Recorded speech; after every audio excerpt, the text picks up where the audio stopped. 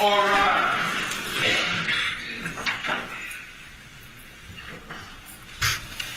Good afternoon, folks. Good job, court. Now in session. Please be seated. Good afternoon, Your Honor. Good afternoon. All before the court is 2483 CV 692. This is the case of Paul O'Keefe and Alia versus C&C Hospitality, LLC, DBA, CF McCarthy. That Alia case is called for status and for Rule 12 motions. Counsel, please introduce yourself for the record, beginning with plaintiff's counsel. And if you could state the party you represent as well. Thank you. Good afternoon, Your Honor. Attorney Mark Diller on behalf of the plaintiffs. Good afternoon. Good afternoon, Your Honor. Dan Buck on behalf of the plaintiffs. Okay, good afternoon. Good afternoon. Good afternoon, Your Honor. Damon Seligson on behalf of the defendant, Karen Reed. Okay, good afternoon. Good afternoon, Your Honor. Charles Waters for defendant Karen Reed. Good afternoon, Your Honor. Alan Jackson on behalf of Ms. Reed. Good afternoon. Good afternoon, Your Honor. Aaron Rosenberg also on behalf of Ms. Reed. Good afternoon. Good afternoon, Your Honor. William Kevel on behalf of Karen Reed. Got it. Okay, Good good afternoon, Your afternoon. Honor. Christopher George on behalf of the defendant, Karen Reed. Good afternoon, Your Honor. Marissa Palladini on behalf of Karen Reed. Good afternoon. Good afternoon, Your Honor. David Hassett on behalf of Waterfall Bar Grille. Okay. I'm sorry, did you say the Waterfall? Waterfall, yes, Your Honor. Got it. Good afternoon, Your Honor. Attorney also on behalf of Waterfall Bar Grille. Good afternoon. Good afternoon, Your Honor. Lincoln Rose on behalf of the defendant, CF McCarthy. Good afternoon.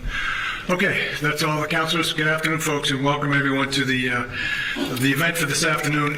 When I was assigned this case last spring, the first thing I wanted to do was try to get a sense of where we all were going to fill in our tracking order and get a sense of what direction this case is going. And in the meantime, it looks like there was a motion to dismiss filed by the defendant. So what I would like to do is go through some of the procedural issues that you see in the case for now.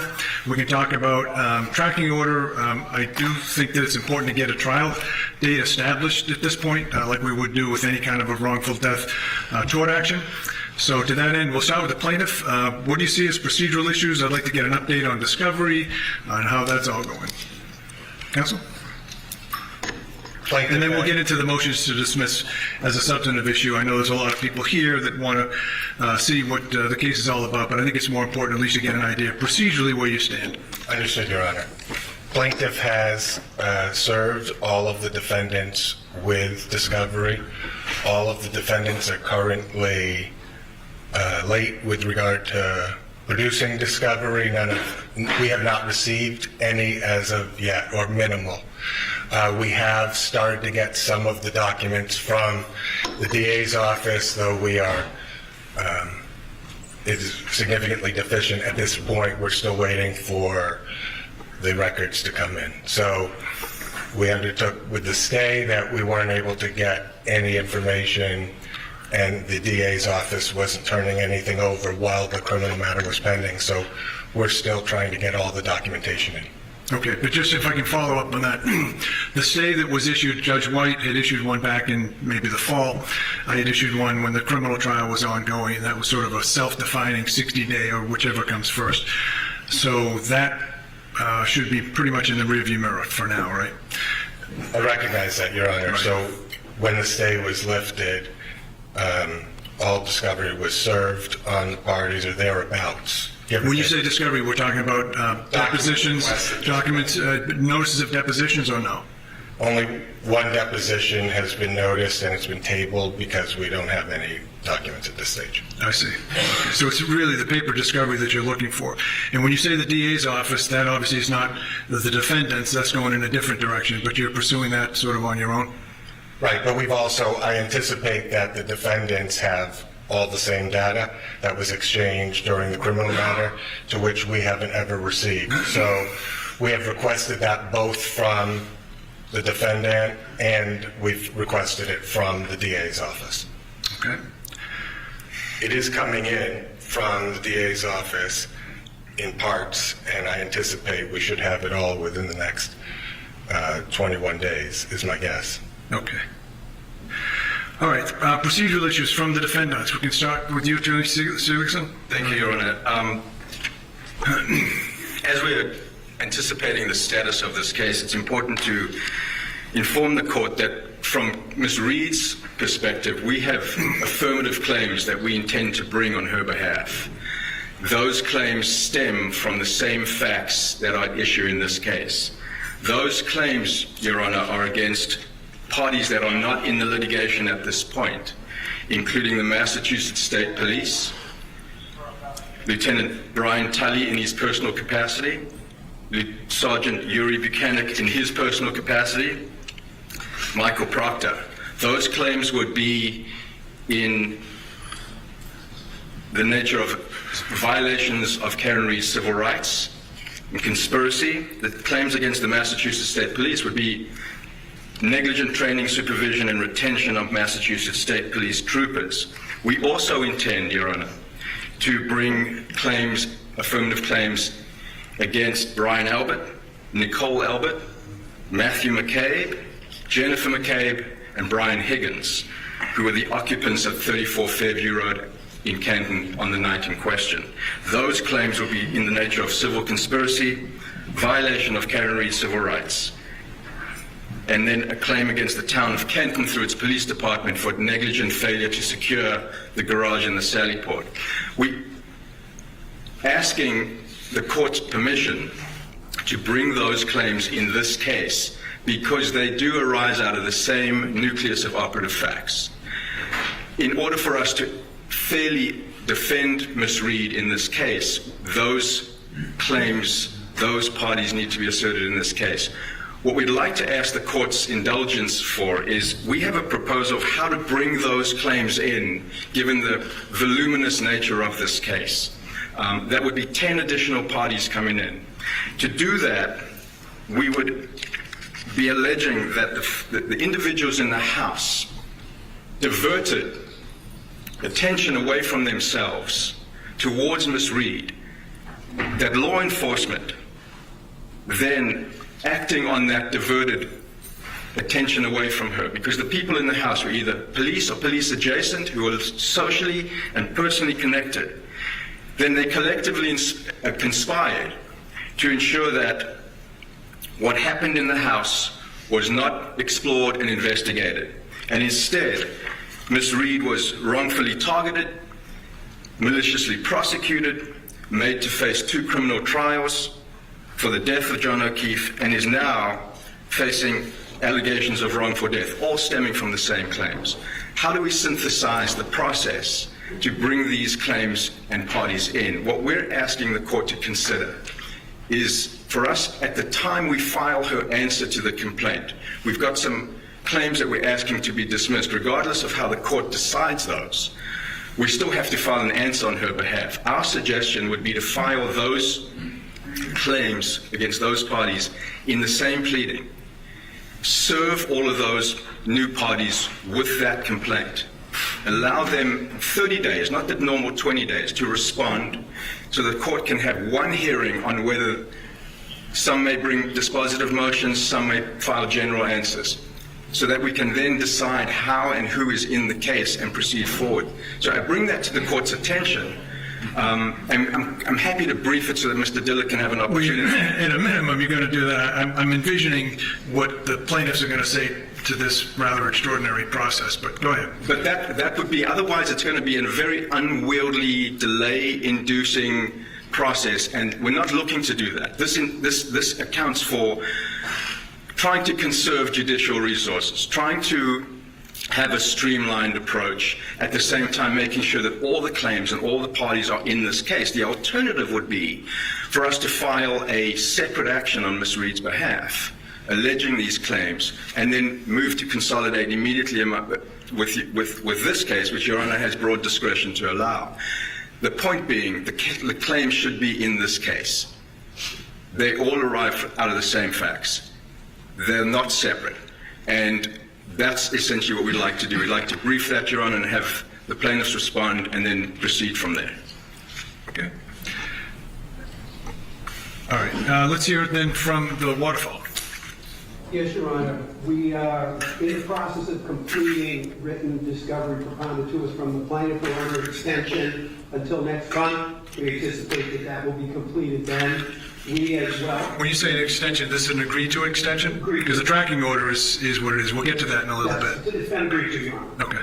And then, Your Honor, we're looking at depositions, but we don't want to consider noticing depositions yet until a lot of the document requests have been answered and the subpoenas for keeper of records. We haven't seen any of the records. We're aware of them certainly from the criminal trial, but there are a lot of records, as I understand it, that are still to be produced, so that we would then proceed with depositions as warranted in conjunction with counsel and obviously picking dates that work for all.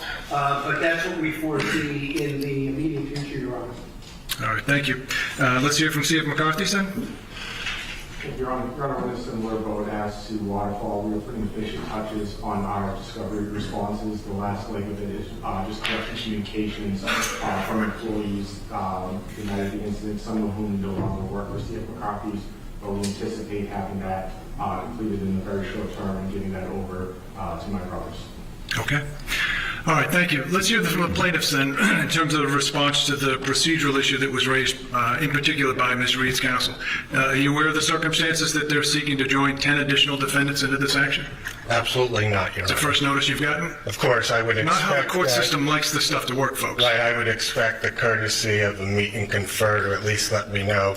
Obviously, they can choose not to do so. That's their prerogative, but I certainly would have liked to have been made aware.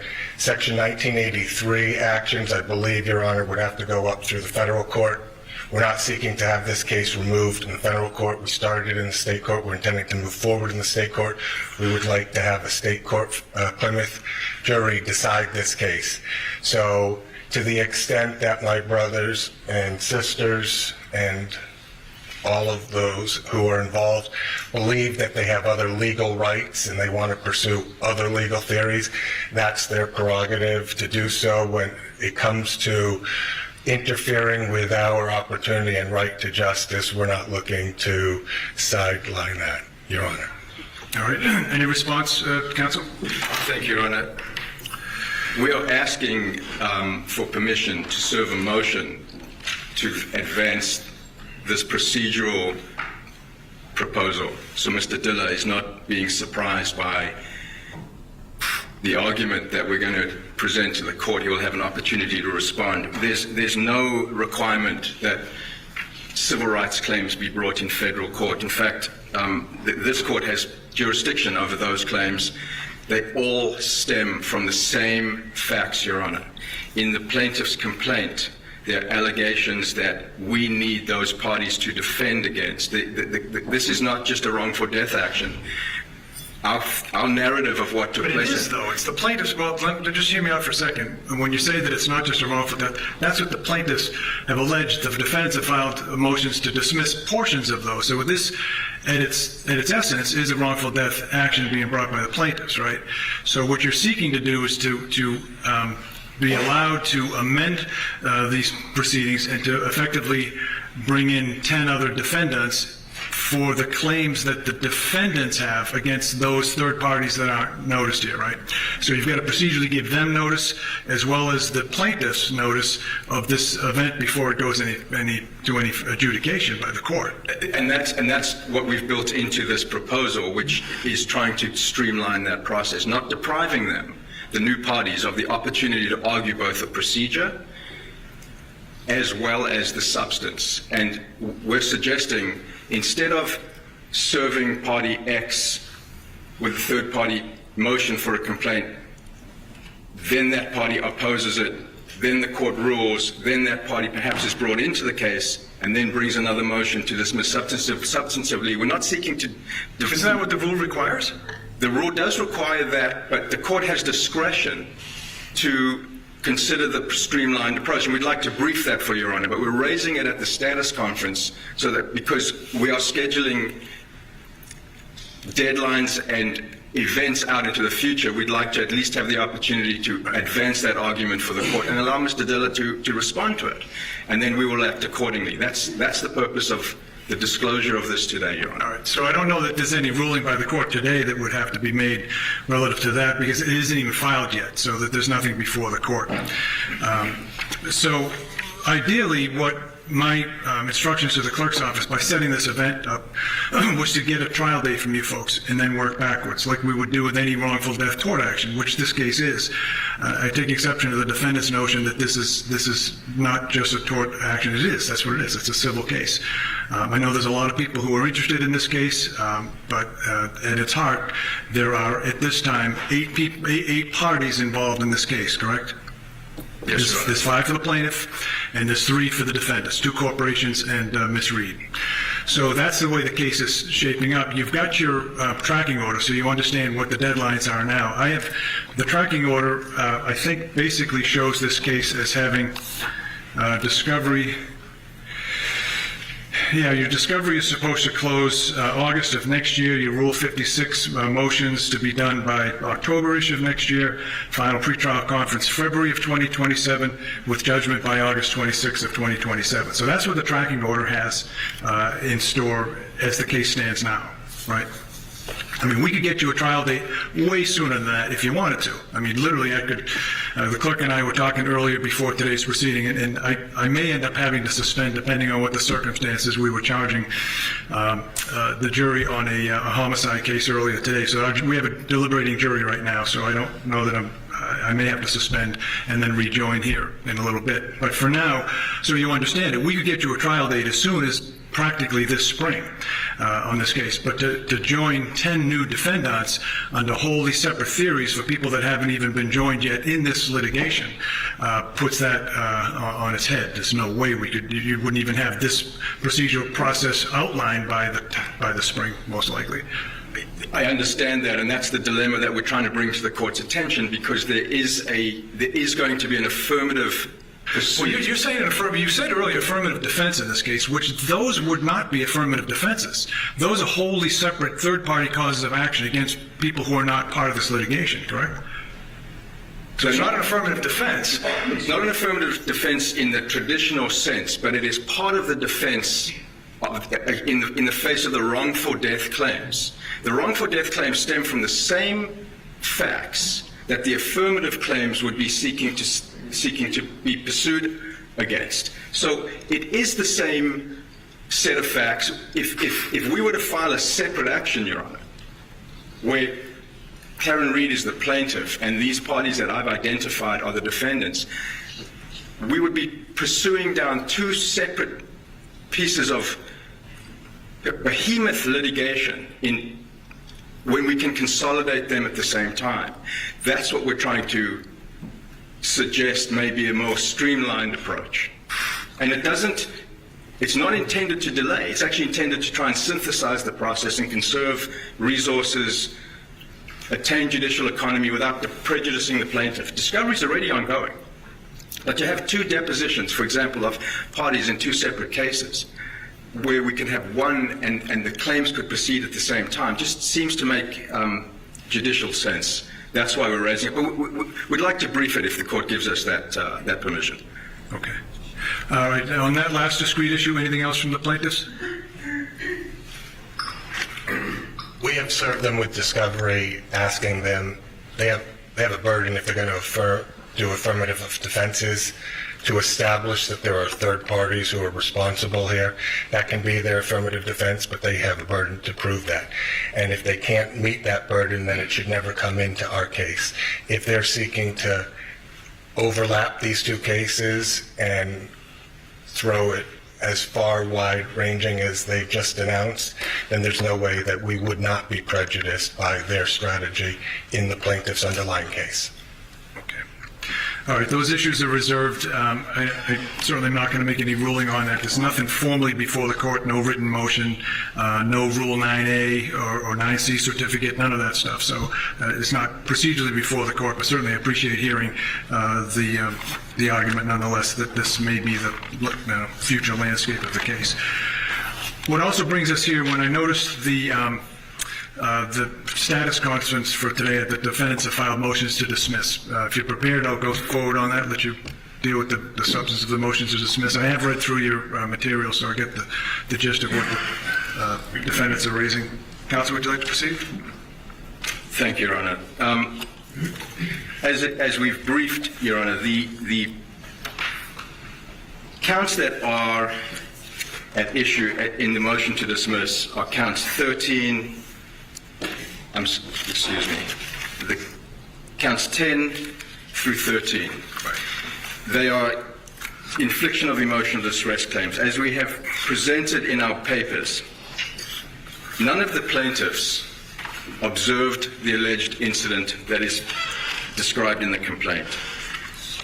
None of the plaintiffs came upon the decedent in close enough proximity to state a claim for emotional distress.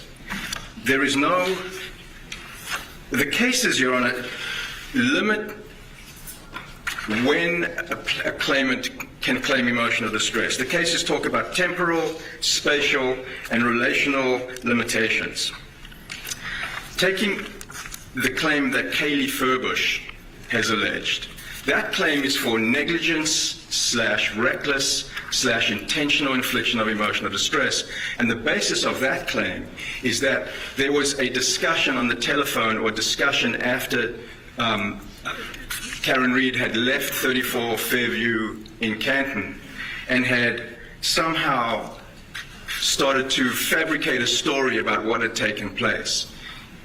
Kaylee Furbush was not at the scene, and the perception of someone dying is not an actionable claim under any case that we can find in Massachusetts state law. So she wasn't at the scene, didn't come upon the decedent, and therefore doesn't have the same types of proof, at least is played in the complaint, that would satisfy the limitations that the case law sets up, the temporal, the spatial, and the relational. With respect to the claims of emotional distress that have been brought by John O'Keefe's mother, father, and brother, again, they were not witnesses to the event. They came upon him many hours later. There are cases, and particularly the Cohen case that is cited in our brief, that speaks to the time that passes between an alleged event and when a family member or a bystander witnesses the consequences of that alleged event. And in that Cohen case, the court speaks to the fact that the mother of a young man that died in a plane crash didn't get to find out about it until many, many, many hours later, and the court denied the right to pursue an emotional distress claim. More importantly, Your Honor, there is a remedy here. If for the sake of argument, there is a remedy here through the wrongful death statute. And the wrongful death statute compensates for the types of harms that are alleged in the complaint. So what we're asking the court to do is to dismiss out the emotional distress claims because they are duplicative and allow the plaintiffs to pursue the wrongful death action singularly. We rest on our papers. Thank you, Judge. All right, thank you. So let's turn to the other defendants, if they want to be heard. You've filed separate motions, essentially arguing the same relief, but if you have anything you want to add, you certainly can. Waterfall? Yes, Your Honor. On behalf of Waterfall, just very briefly, I think the distinction here the counsel's making is that these claims, these infliction of emotional distress claims, are intended when you're in the zone of danger or you're a recipient witness. And in this instance, it's many, many hours later that the parents are seeing the decedent in the hospital. I think it's after 7:50 a.m. And so based on what the Cohen case states and in terms of the principles that the courts have applied here, it just isn't, from a relational standpoint, close enough in proximity to be able to advance this type of claim. And in terms of the wrongful death statute, those loss of consortium damages, the damages of the loss of the son, if the plaintiff is making this claim going forward, are in fact addressed in that statute and obviously would be available as remedies to the plaintiff. What about Semino versus Milford Keg Incorporated? I have a 1982 case that I found talking about the wrongful death, emotional distress injuries. Have you reviewed that case? I'll give this case site, 385 Mass 323. It's a 1982 case. It would seem to suggest that that emotional distress is really not preempted by the wrongful death statute. Your Honor, I think the wrongful death statute alone would not necessarily cover all of the damages, but my argument would be more in line with the argument that in terms of where they are in relationship to the accident, since it wasn't witnessed, and since it wasn't immediately thereafter that they came upon the scene in a roadway, in a driveway, and observed the decedent, I would argue, Your Honor, based on that, that that's a problem for the plaintiff moving forward, and that that would be the court's consideration. I appreciate, Your Honor, that there are some differences in the wrongful death statute and emotional distress claims. Okay, thank you. Ferreter versus Daniel O'Connell Sons, a case that goes back to 1980, also kind of speaks to that issue too. Let's hear from C.F. McCarthy's on that. Anything else to add on the motions to dismiss? No, Your Honor. No? Okay. All right, great. All right, I'll take that issue under advisement. I do have some, I'll read through your briefs a little more closely. Allow us to. Yeah, of course. What I was going to say is that what will happen in just a few moments, I'm going to give the plaintiff an opportunity to respond to that. But I want everyone who's sitting here to understand that the comments I'm making now are not really doing other than just trying to tease out what the issues are. Motions to dismiss are not based upon the evidence, but rather on the allegations that are contained in the complaint. And those allegations, for purposes of a motion to dismiss, have to be accepted as true. And the question is whether or not the plaintiffs have stated a plausible claim under the case law, Iacchino and others that deal with this issue. So with that context, plaintiff, if you want to respond to both the motions to dismiss raised by, I should say, both the two corporate defendants and Ms. Reed. I do, Your Honor. Thank you. The question that's really posed for this court is, like you just said, assuming all facts are true, indulging every inference in the plaintiff's favor, does the plaintiff's complaint plausibly suggest that plaintiffs are entitled to relief? The answer is yes.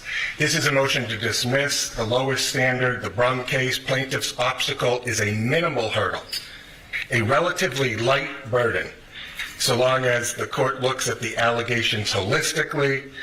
If relief to the plaintiff is plausible, by the cumulative effect of all the factual allegations pled, we survive the motion to dismiss standard and we move forward to discovery like we should in all cases and in this one. There are three arguments that my brothers have put forward in this case. We oppose all three of them as follows. Number one, the defendants incorrectly state the law by suggesting that NIED claims are subsumed or preempted by the wrongful death statute.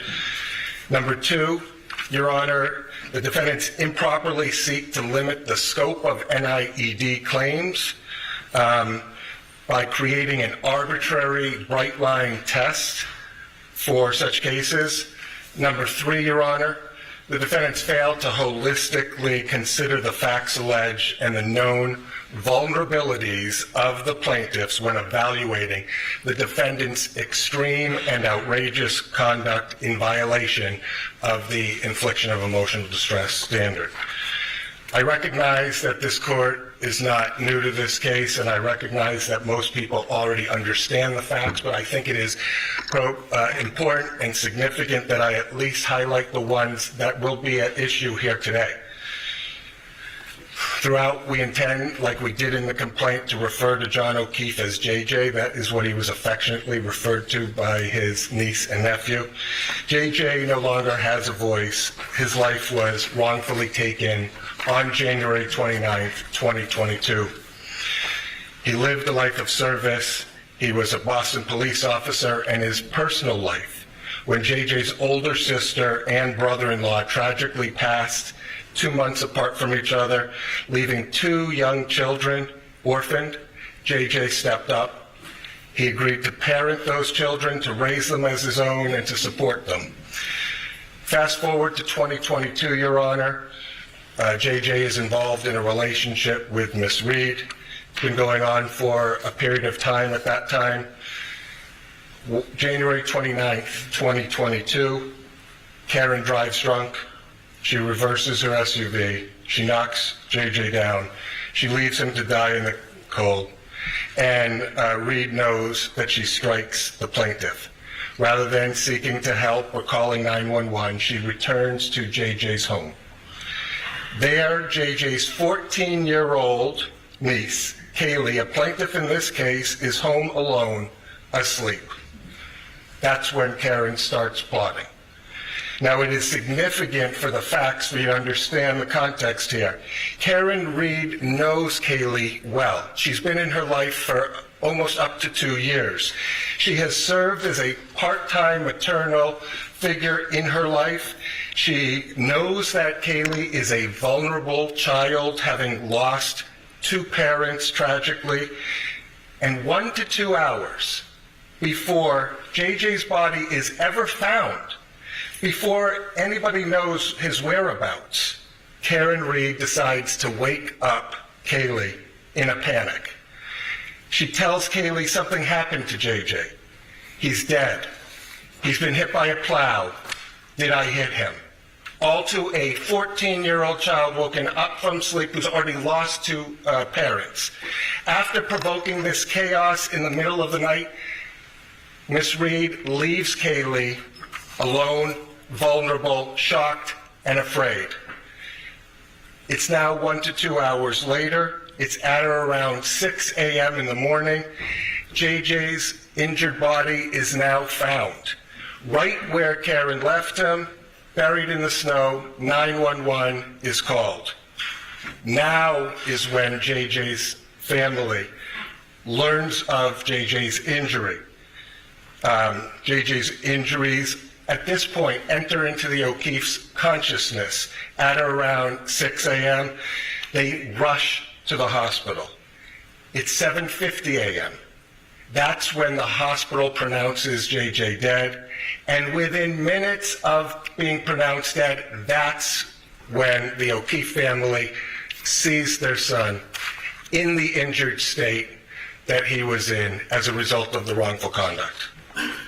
From January 29th forward, Your Honor, Karen Reed plots, she fabricates a conspiracy, she launches a public campaign of disinformation, and she involves a blogger named Turtle Boy. She leaks not for public information through him. She pits her followers against the O'Keefe family, and all the while, Karen knows that the O'Keefe family is also vulnerable, grieving another tragedy in their family. The O'Keefes and Kaylee suffer severe emotional distress. It's more than anguish and more than grief, and it is not overlapping with the wrongful death statute.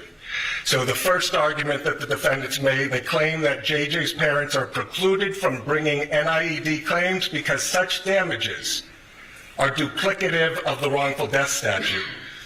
We reject that argument.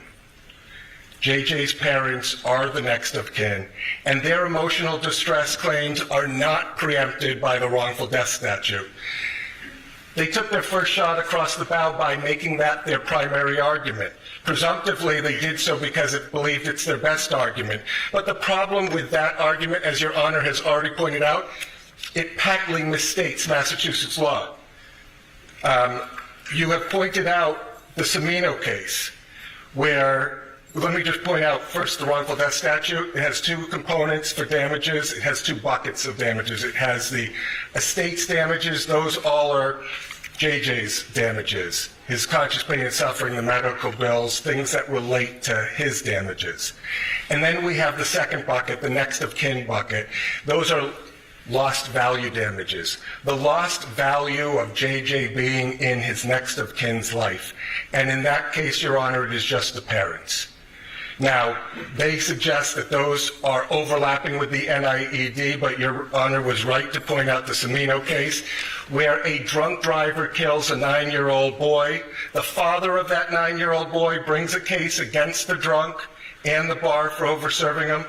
The father brings 2 separate causes of action, one for wrongful death, one for NIED, negligent infliction of emotional distress. The court held in that, and I quote, argument that plaintiff's claim for emotional distress is preempted by wrongful death action misconstrues the common law cause of action for emotional distress. Emotional distress, as the concept has evolved in the Commonwealth, is a severe psychological shock directly resulting from experiencing or witnessing the effects of the defendant's conduct. A claim for damages based on emotional distress, the court says, does not include an administrator's claim for loss of consortium, which will be present in every wrongful death action such as this. Since emotional distress is a wrong to plaintiff distinct from what was done to his son and the statutory beneficiaries of the decedent, it is not a duplicative remedy. It is not preempted by the wrongful death statute, and that's page 334 of the Cimino case, Your Honor. Cimino still remains good law. You were right to point that out. It directly contradicts everything that my brothers just argued here in this court, and I see no reason why this court should overturn the good standing law that exists under the Cimino. We ask that Your Honor deny the motion to dismiss for that first argument. The second argument that they make, Your Honor, is that the plaintiff's NIED claims are not sufficiently contemporaneous with the alleged accident because the family sees JJ 7 hours after the accident. But the law does not endorse such a narrow, arbitrary interpretation of the law. It is misplaced for the defendants to focus arbitrarily on the time of the accident, because let's look at the law itself.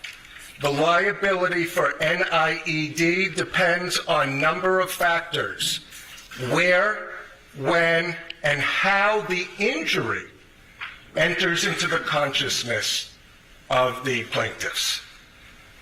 And it also requires the degree of relationship between those plaintiffs. But I repeat, where, when, and how the injury enters into their consciousness. It is misplaced for the defendants to suggest that it matters that plaintiffs were not at the scene of the accident, because, as you pointed out, the Farrader case stands in the exact opposite, where the plaintiff who rushes onto the scene and finds his loved ones injured has no greater entitlement to emotional distress for that shock than a plaintiff who rushes to the hospital, so long as the shock follows closely on the heels of. It is misplaced for the defendants also to suggest that there is a bright line test for the number of hours that passes between the time of an accident and when the injury enters into the consciousness of the plaintiffs.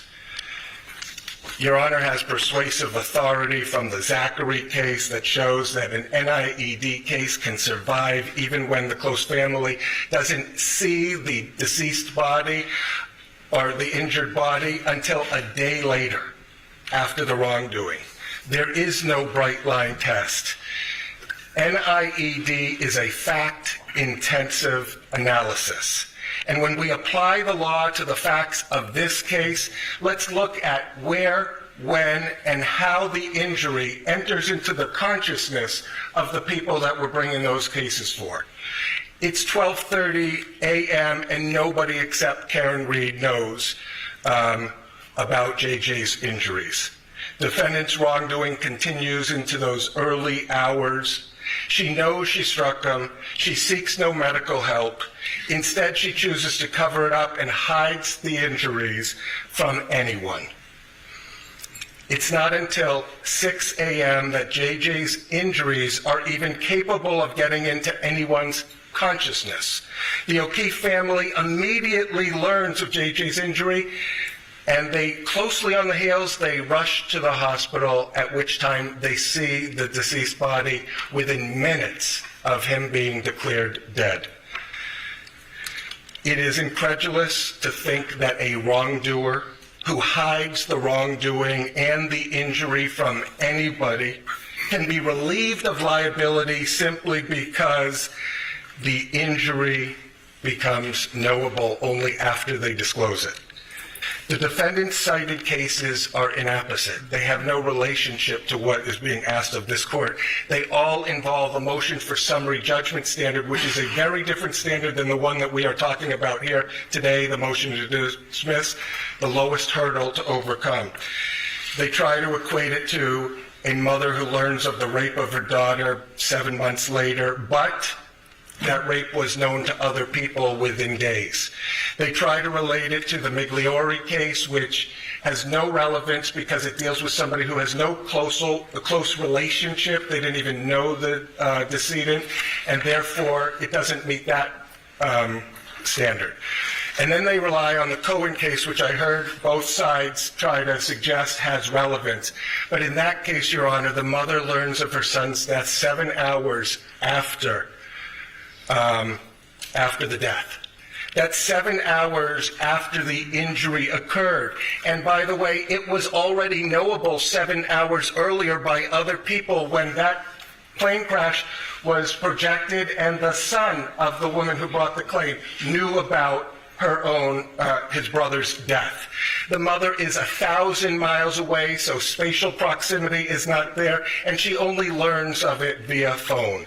Does not experience the injury and never sees the body. Contrast that with everything that we talked about, Your Honor, where as soon as it was knowable, they learned about it, they rushed to the hospital, they saw the body, and they saw the body within minutes of him being declared dead. The purpose of the law is to distinguish between emotional distress from perceiving an injury versus the expected anguish that any person would feel from the death of a loved one. I want to talk briefly about Kaylee and her NIED claim. To suggest because she wasn't at the scene or because she was not at the hospital that day and they tried to spare her of that does not suggest she doesn't have a right. In fact, she experiences the trauma, the panic, the chaos of the injury contemporaneous with Karen Reed waking her up in the middle of the night and exclaiming that her parental figure, the third that she has now lost, was dead, hit by a plow or her SUV. Notably, this enters into her consciousness before anyone other than the wrongdoer knows of the injury. To the extent that defendant seeks relief because Kaylee did not see with her own 2 eyes, I will refer you also to the Cohen case, which they cite for different reasons, but in it the language talks about sensory perceptions.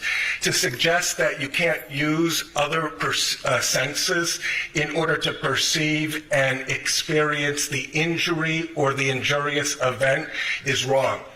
Otherwise, no blind person would have a legal right under NIED. We have many senses. We use them all the time.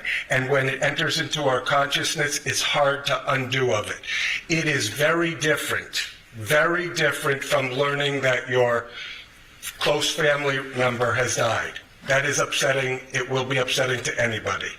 But to have experienced the event or the injury and enters into your consciousness, that is the very reason and the foundation why NIED exists as a claim.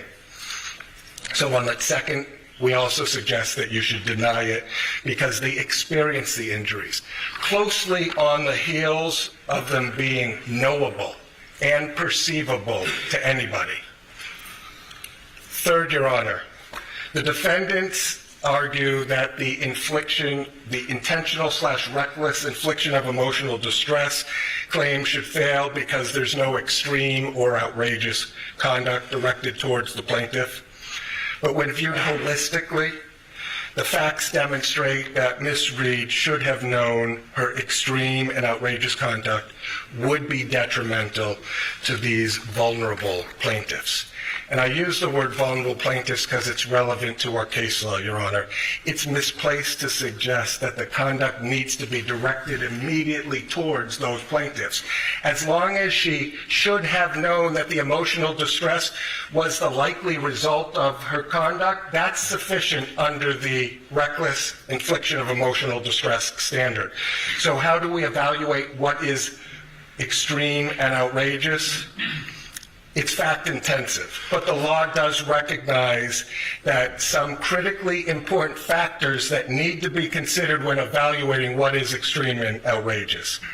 Plaintiff's susceptibility defendant's knowledge of that susceptibility, and the relationship between defendant and plaintiff. The case law all suggests that that gives rise to extreme and outrageous conduct.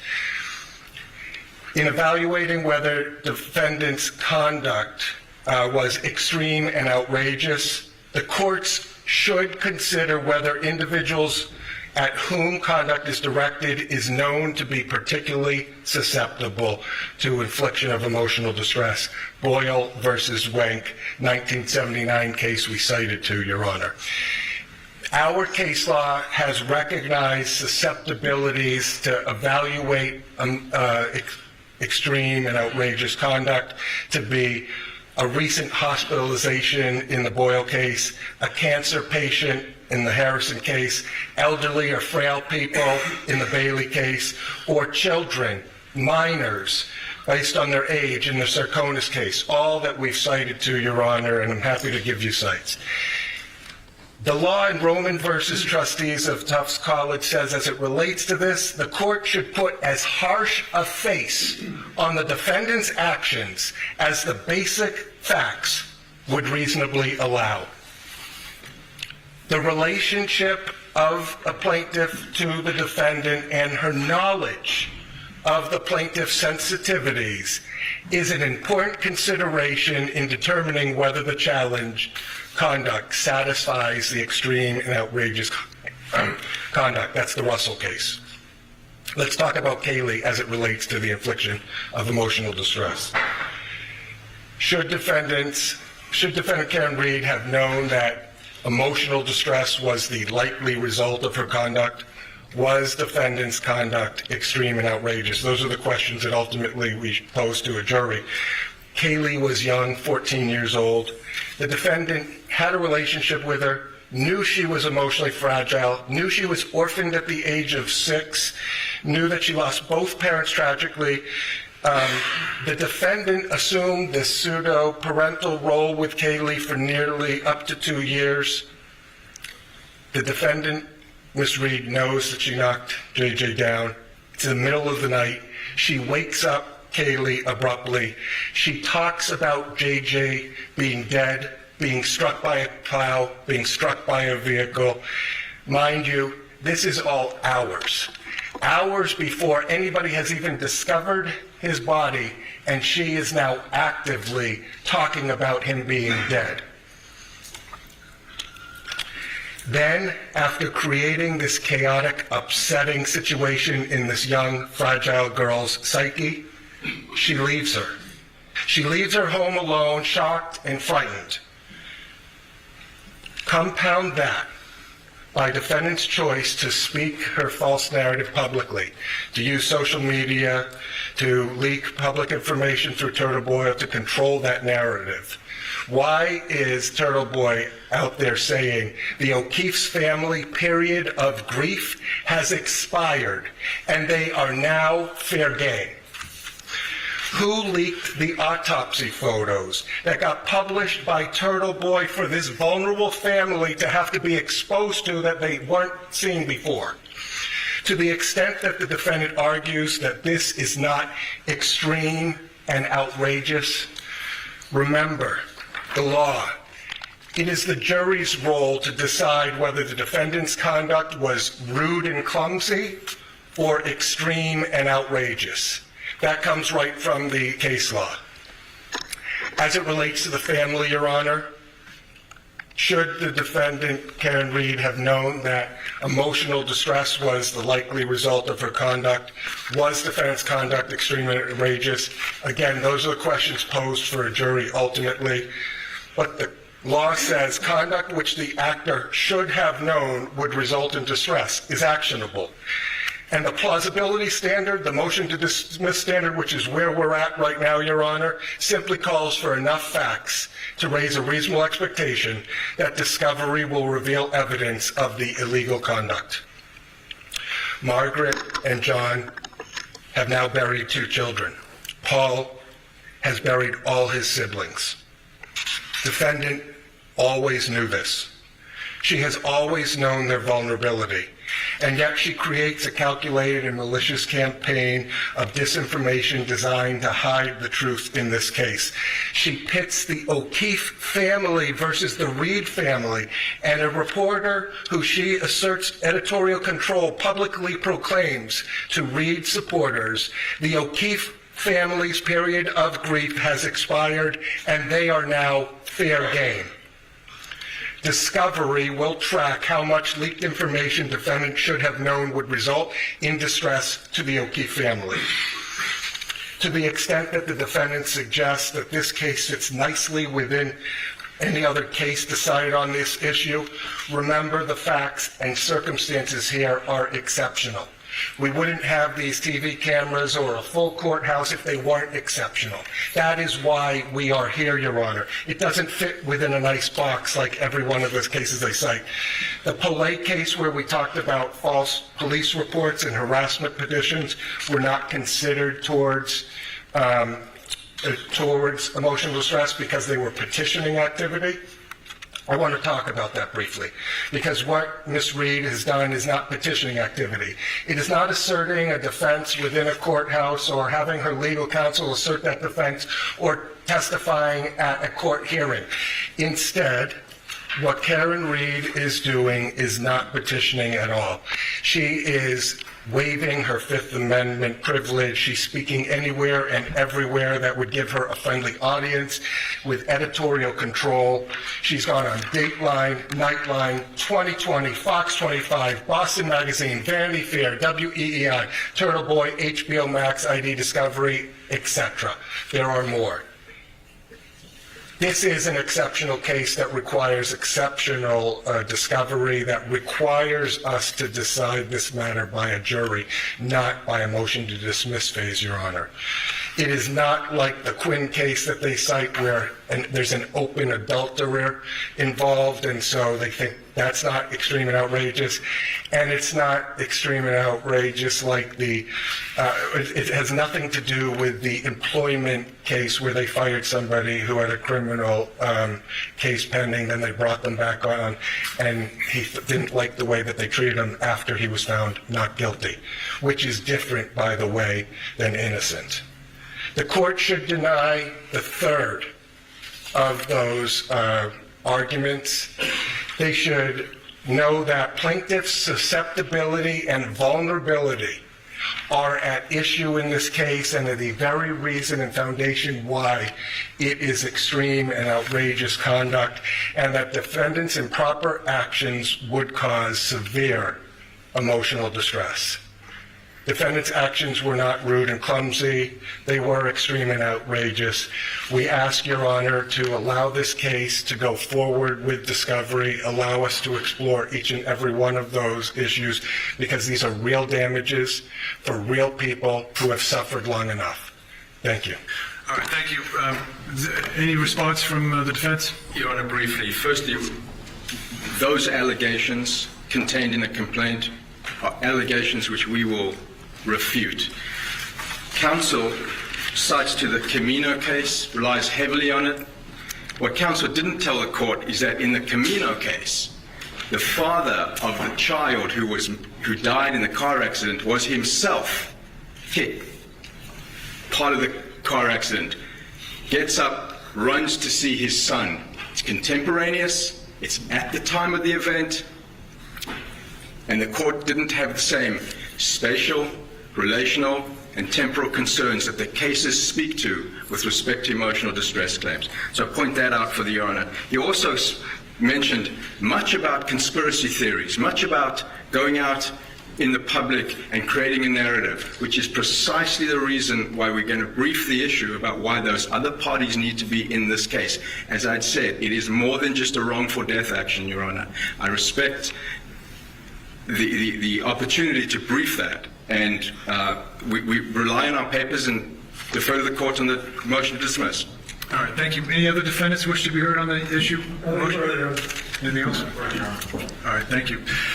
Certainly, there's a lot to the complaint, and again, for the record, so that people understand this is a pre-discovery form of relief that the defendants have sought by way of dismissing certain of the counts that are in this complaint, and the court has to consider the allegations as being truthful and every reasonable inference to be drawn in support of that. So I will look forward to reviewing that. I'll issue a decision as soon as I can. As expected, the lawyers in this case have advocated the positions of their clients very clearly, and I expect that with the procedural things that might be asked for at some point, that this case will have a very long and tail to it as it goes through the litigation process. We expect that in the court system, we give people their ability to try cases and get a jury to listen to the arguments and to ultimately make a decision. My experience in doing this for a very long time in different contexts is that doesn't oftentimes bring the relief that people think it does, and so as a result, there's appellate processes. And so what I envision for the parties, unfortunately in this case, is a very long and sort of complex process that litigation provides. And you know, this is a civil case. It's not a criminal case. There are 8 parties as I identified, and those are the people that the court will be concerned with getting a fair trial at some point down the road. As I said, I could do this case, I could do this trial this spring if you'd like to. My sense is that there's nobody that's going to be ready to go to trial by the springtime. If you want me to sign a trial date, we could do so. I mean, literally, I've talked to the clerk, we could do it in March or April if you'd like to. But with the motions that are going to be pending, I suspect that that's not going to be the case, that you'll have to look at this from a more pragmatic point of view and decide when you're going to try to get this thing to a jury. You've got a lot of work to do between then and now. I'd like to still get a trial date for you. Now, I don't know what that's going to mean in terms of bringing in other parties. You know, I didn't expect, because the court has had no notice, that there'd be this interest in trying to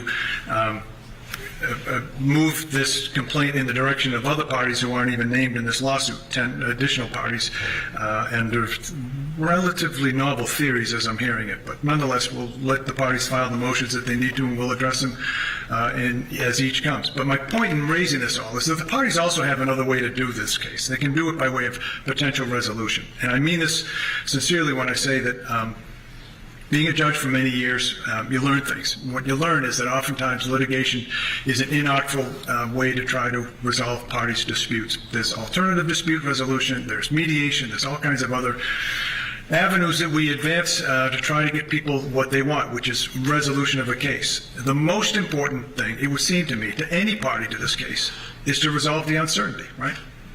Uncertainty is what you don't get when you go through the litigation process. You go through and you hope for the best. Lawyers work really hard for their clients, and we expect them to do that. Ultimately, the court system can make sure that the trial is done, and it's done in a way that's fairest that we can make it, and ultimately a decision is made. Civil cases, though, are very unlike criminal cases, and that's usually not the end. Ask any of the lawyers, your clients can ask your lawyers about post-disposition or post-verdict process. It can be really long and arduous. I've had the pleasure of having trials that are 16, 18, 20 years old, and they're still going. Your clients don't have to do that. The clients can try to put some efforts, at least as much effort in the litigation process as trying to resolve it. Why do I say that? Because resolving cases resolves uncertainty, which is perhaps the most important thing any client can get in a case. I say that because you'll have that opportunity through all the process. You've heard me outline it. Your discovery isn't even closing until the discovery is going to close next December, but it's really 2027 that you're looking for a trial in this case realistically. Again, we could do it in 2026 in the spring if you want to. And I'm going to ask the parties to work collaboratively to try to come up with a trial date that is workable. I understand that's a wrench that's been thrown into the works because of this other process. We'll probably have to deal with that in the short term. I'll pledge to try to get you what you can as quickly as I can. I tend to get decisions out pretty quickly. I tend to try to move things to get parties what they want, which is ultimately their day in court. I'm just telling you at the outset that I think that it's worthy of exploring possible resolutions on your own. You can do it through this court. We have a mediation process that you can avail yourselves of, judicial settlement conferences. You can go through private neutrals, because there are now 8 parties involved in this case, 2 of which are corporate defendants, 1 of which is Ms. Reed. And so that's going to give you a lot of opportunity for dialogue. My sense is I'm probably wasting my time by doing it at this stage of the process, but I think it's important that your clients know that there is an alternative way out of this. Money damages are all the plaintiff can ask for. Nobody can restore, we say this when people lose loved ones or that they have some meaningful part of their body or mind that's been lost in a litigation. We can't restore that. We award money damages. And so ultimately that's what the imperfect litigation system will have. Knowing that, there's a huge opportunity to try to resolve a case like this, and I would urge the parties to have very frank discussions with their lawyers about that, and ask yourselves, is it worth going forward with all the uncertainty? And I'm not going to explore with your clients what everybody has to lose. Everyone knows that. If I were representing a plaintiff in this case, I would tell them all about things like the time it takes to get to litigation, what we have the burden of proof. Yes, it's easier with a burden of proof that's by a more likely than not standard versus a proof beyond a reasonable doubt, but still, it's a burden of proof nonetheless. But there's a time value of money. People don't, getting this behind them is an important issue. From the defendant's point of view, again, time is money. There's a lot of time, effort, and anxiety that is put together with a litigation like this. We have two ongoing, as far as I understand, the two businesses in Canton are ongoing, and they have their business decisions they have to make ultimately. They're defendants in this case. They have to understand the risk of going forward in a trial versus resolution. Of course, Ms. Reed herself, a lifetime of potentially facing the uncertainty of a judgment and what that will mean in terms of ability to put this matter behind and going forward. It's going to be very complex. So you can resolve that by looking at putting some effort into this case to resolve it. If you can, great. If not, we stand here committed to giving you the next opportunity to get it before a jury, which I'm suggesting to you could do as soon as this spring, if you want to. Okay? Anything else we need to address this afternoon? Not from the defendant, Your Honor. Okay, great. I'll issue a decision on the motion to dismiss. Tracking order stays in place as it is now, but here's my concern, folks. With this motion that the defense team is talking about putting together, I think that needs to be looked at sooner rather than later. It's a big deal, right? Yes, Your Honor. Okay. Why don't we get a status date? When do you want to, and we can do by Zoom, folks, if it's just as easy. My order was to have everybody here so that you all get a chance to meet. I want people to be understanding that this is a civil matter, and I want you to be, at least to some extent, trying to be civil about how to resolve your issues. I would have liked to have seen, for instance, this motion that was brought about in open court should have really been discussed ahead of time so you have a better position on it, but I don't want to waste your time. You want to do next hearing by Zoom? You want to do it in person? You tell me. Plaintiff? We're agnostic, Your Honor. I'll do whatever. We're agnostic? Is that what you said? Yeah, as it relates to that. We'll come in person or we'll do it via Zoom. Defense? Your Honor, we prefer to be in person. Okay. Either way, Your Honor. Okay. Preference, Your Honor. All right, we'll do it in person. Fine, we'll do it down here in Plymouth. I will be moving into the Brockton Court next month, but this is especially assigned, at least for now, so I'll come back down here. That's not a problem. Mr. Clerk, do you want to suggest a date for us? Sure. How many days out you want to go for? 60 days, 90 days? Yeah, probably 60 days. 50 days? November 21st, Friday in the end of November.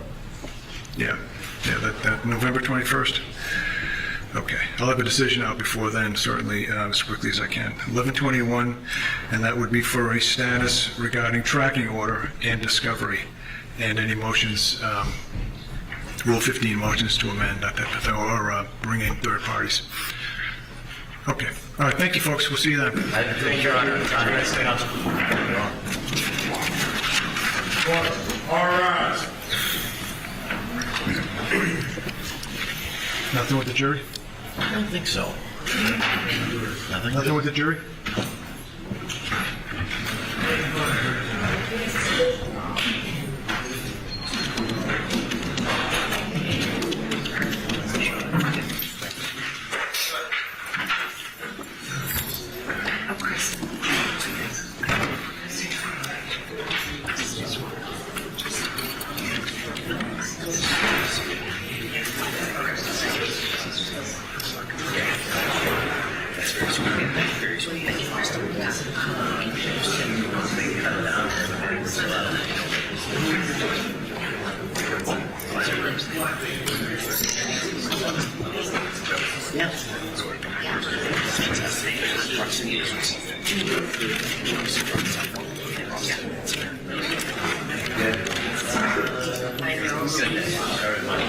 Thank you. Nice looking you. Appreciate it. Thank